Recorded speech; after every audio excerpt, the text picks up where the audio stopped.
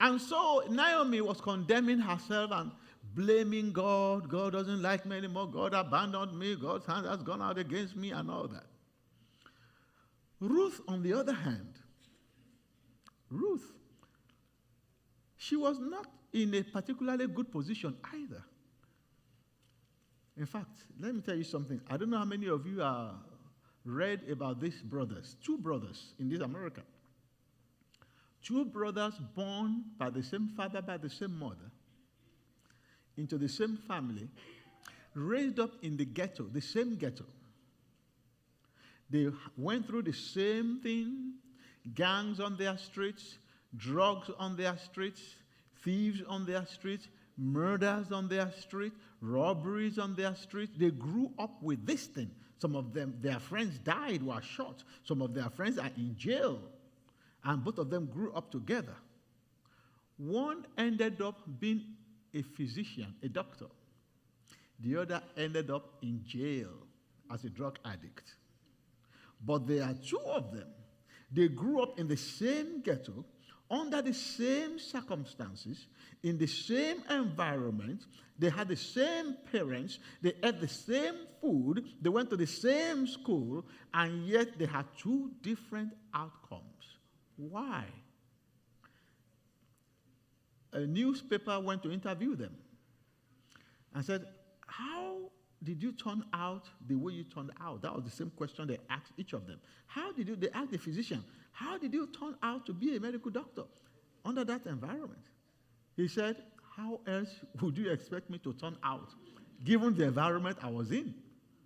He said, I don't want my people to go through what I went through. I determined that I will make something of my life and go back and get as many people out of that situation as possible. So I tried my best. I put my body under subjection.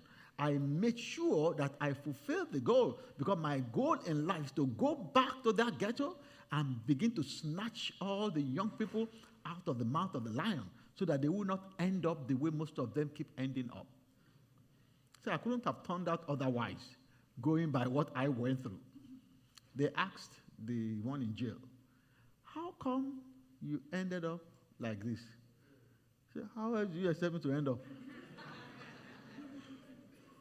I wake up in the morning with gunshots. I wake up in on our street. If they are not robbing a gas station, somebody is raping somebody. If they are not raping somebody, they are trying to beat up somebody. If they are not murdering somebody, they are knifing somebody. How else do you expect? I grew up with these things. This was my life. So don't blame me the way I turned out.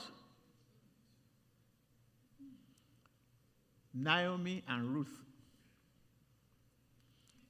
Naomi was justifying her circumstances and saying that, look, I have no trust in God again. I am overwhelmed by the circumstances of life. Why will I trust a God who was there seeing what was happening to me? I lost my husband. I lost my children. I have no money. I'm elderly. And now you say I should trust. No, God is not on my case. I need to take care of myself.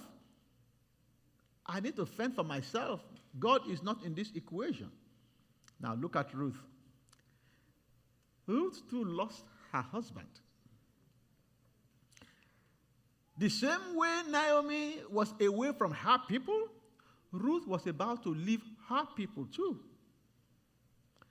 Not only that, Ruth was going to a land where she's been told that nobody will marry her. Even as a young person, that nobody will marry you, because the Jews, they will have nothing to do with the Moabites. So there is no hope of marriage for you. The lady they were following, Naomi, was poor. So she was not following her because she had some money or that she had some plans for them. No. And yet, because Naomi didn't trust God again, this same God that Naomi did not trust is the one that Ruth said, this your God is the one I want to serve. Same people, same circumstances, different outlook, different perception in life. Brethren, it does not matter what your state is. It does not matter how bad things may seem. You can choose the right attitude. Don't ever justify your circumstances and say, oh, you know what, I turned out to be this because of what happened to me. It couldn't be, what do you expect? Look at what happened to me. Stop blaming your circumstances. Stop blaming God. Stop blaming your spouse. Your spouse could be a jerk, and yet you can remain a rare gem. You don't have to be like your bad spouse. You don't have to say, oh, my spouse is there for you, you want to be. No. There are people who have worse spouses, and yet they have maintained their godliness.